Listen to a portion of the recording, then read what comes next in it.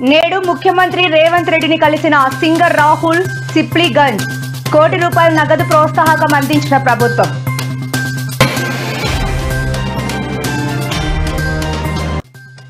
YS కంచుకోట పులివెందులలో TDP ఘన విజయం. డిపాజిట్ కోల్పోయిన వైసీపీ.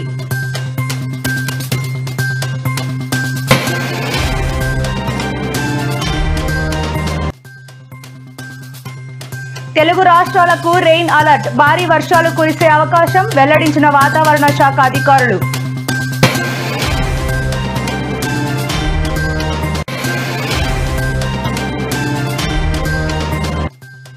పులివెందులలో టీడీపీ గెలుపుపై స్పందించిన వైఎస్ అవినాష్ రెడ్డి. రిగ్గింగ్ చేసి గెలిచారు అంటూ కీలక వ్యాఖ్యలు.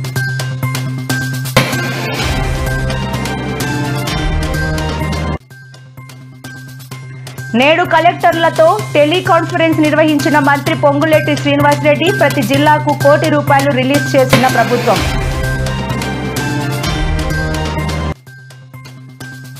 మోదీ మూడవసారి ప్రధాని అయినప్పుడే మాకు అనుమానాలు వచ్చాయి. మోదీ గెలుపుకు దొంగ ఓట్లే కారణమన్న కాంగ్రెస్ పార్టీ జగ్గారెడ్డి.